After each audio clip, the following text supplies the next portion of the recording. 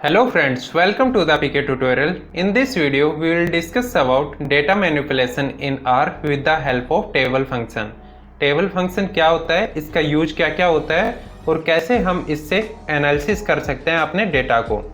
तो सबसे पहले हमें CSV फाइल को इंपोर्ट करवा लेना है R स्टूडियो के अंदर।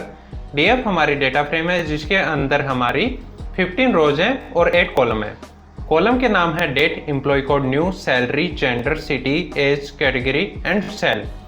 हमें इसमें से पर्टिकुलर किसी भी कॉलम एक या फिर दो कॉलम से उसका एनालिसिस करना है कि उसका काउंट क्या है। सपोज दैट हमारे पास में सिटी के अंदर बहुत सारी सिटी दी हुई है, अहमदाबाद, गुड़गांव, नोएडा, मुंबई, जयपुर, जोधपुर। तो इसका काउंट कितना आ रहा है, इसका काउंट देखने के लिए हम क्या करेंगे, टेबल फंक्शन का यूज करेंगे।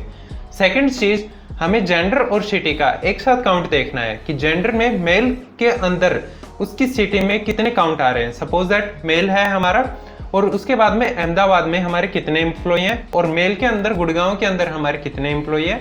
सेम फॉर फीमेल के अंदर हमारे मुंबई के अंदर कितने एम्प्लॉय है और फीमेल के जयपुर में हमारे कितने एम्प्लॉय है।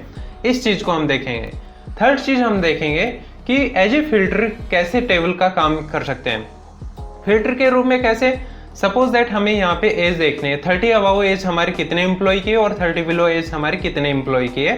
तो इस चीज को भी हम अच्छी तरीके से टेबल फंक्शन से कर सकते हैं और इसका बहुत ही छोटा सा कोड लिखा जाएगा, वो मैं आपको बताता हूँ।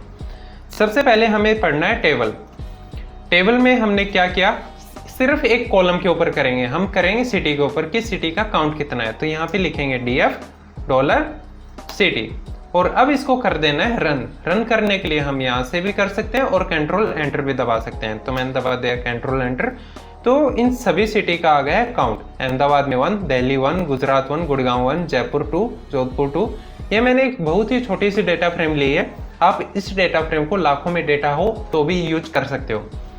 इसके बाद में हम देखेंगे जो हमारे पास में ये डेटा आया है, यानी कि ये हमारे पास में एक समराइज डेटा है, इसको हम एज ए डेटा फ्रेम कैसे यूज कर सकते हैं। तो सबसे पहले हमें क्या करना होगा, हमें किसी भी वेरिएबल के अंदर इसको इंसर्ट करवा लेना है। यहाँ पे लिखिए टेबल, टेबल के अंदर हमने लिख दिया है $सिटी। ये मैंने एक नई डेटा ऑब्जेक्ट बना रहा हूँ df1। अब इसको कर देना है रन। रन करने के बाद में यहाँ पे वैल्यू में आ गया df1 और अब इस df1 को हम क्या करेंगे, as a data frame convert कर देंगे h.data-frame। तो ये किस में चेंज हो जाएगा, df1 डेटा फ्रेम में चेंज हो जाएगा। ये देखिए यहाँ पे हो गया हमारा डेटा फ्रेम के अंदर चेंज, यानी कि हमारा अहमदाबाद में 1, दिल्ली में 1, गुजरात में 1, जितने भी हमारे काउंट आ रहे थे ऐसे वो हमारे आ जाएंगे ऐसे।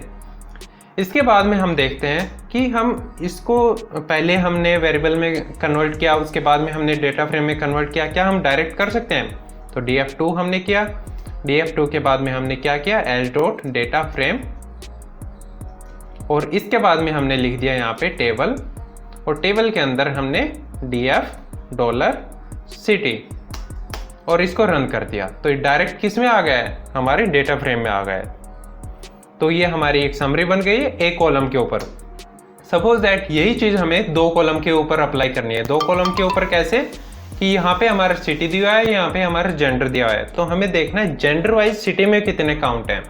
तो देखते हैं अभी उसके लिए क्या करना होगा, सेकंड टाइप का एनालिसिस करते हैं।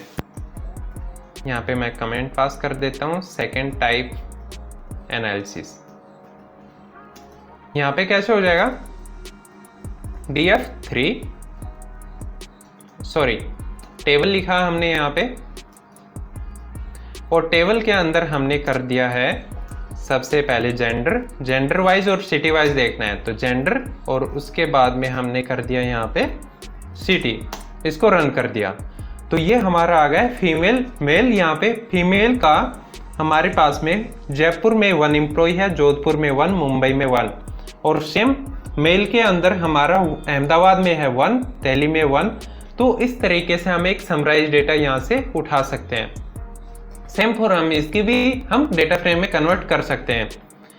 और उसके बाद में हम देखते हैं कि अगर मैं इसको चेंज कर दूं तो क्या होगा, $, पहले मैं ले आता हूँ सिटी, उसके बाद में मैं ले आता हूँ इसको जेंडर।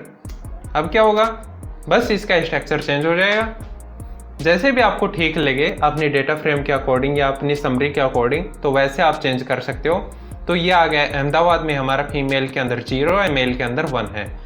आई थिंक ये ज़्यादा अच्छा लग रहा है इस समरी के लिए। आपको जैसा भी अच्छा लगे वैसा आप कर सकते हो। थर्ड नंबर पे मैं आपको बताऊंगा, ये आ जाती है हमारी थर्ड टाइप ऑफ एनालिसिस।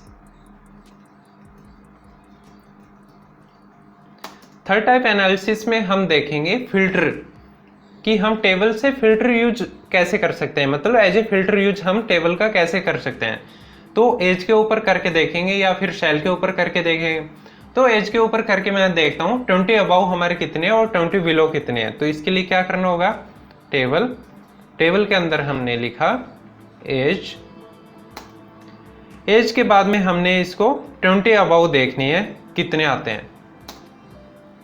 तो यह आ गया हमारा ट्रू और फॉल्स में। फॉल्स में 4, ट्रू में है 11। इसका मतलब क्या हुआ कि हमारा जो 20 अबाउ एम्प्लॉय है वो हमारे 11 है और 20 बिलो जो है वो हमारे 4 है। क्या हमारा डेटा सही है, देख लेते हैं एक बार।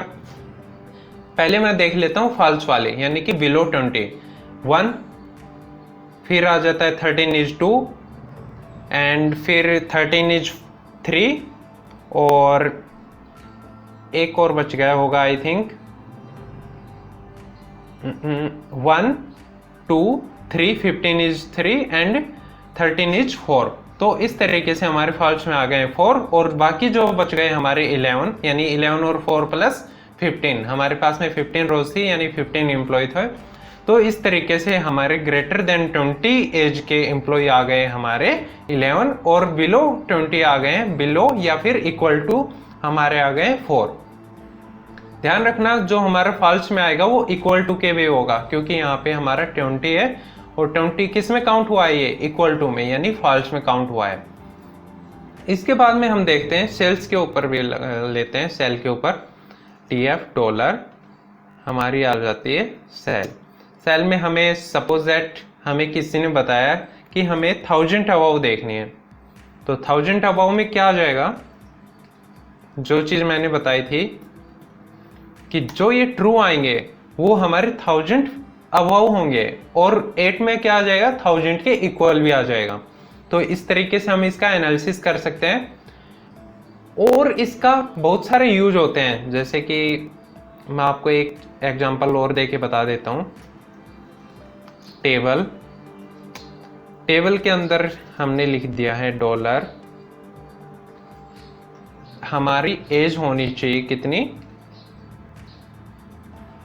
20 अबाउ कॉमा DF डॉलर, हमारी सेल होनी चाहिए क्या, 1000 अबाउ, सॉरी ग्रेटर देन 1000। अब इसका क्या आएगा हमारा, देख लेते हैं। तो यह आ गया फॉल्स ट्रू। अब इसको कैसे पहचानेंगे, एज का हमारा कैसे आता है, इधर को आता है और सेकंड का हमारा कहाँ पे आएगा, ऐसे आएगा।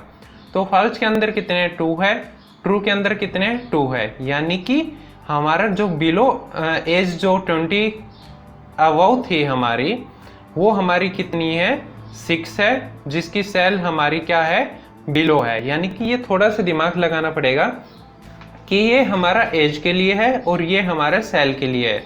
तो सेल में हमारा ट्रू में कितने आ रहे हैं, 6 आ रहे हैं, जिसकी एज ग्रेटर देन 20 हो और 1000 उसकी अबाउट सेल हो। और ये है हमारा 2 वो है जिनकी एज भी हमारी 20 बिलो है और उसकी सेल भी जो है 1000 बिलो है। तो इस तरीके से हम इस चीज़ का बहुत ही अच्छी तरीके से एनालिसिस कर सकते हैं। उम्मीद है दोस्तों आपको टेबल फंक्शन समझ में आया होगा कि टेबल फंक्शन का यूज करके हम एनालिसिस कैसे कर सकते हैं डेटा को। अगर आपको वीडियो पसंद आई है तो वीडियो को लाइक कीजिए, कमेंट कीजिए, अपने दोस्तों के साथ में शेयर कीजिए और चैनल द पीके ट्यूटोरियल को सब्सक्राइब जरूर कीजिए। Thank you very much, keep watching the PK tutorial.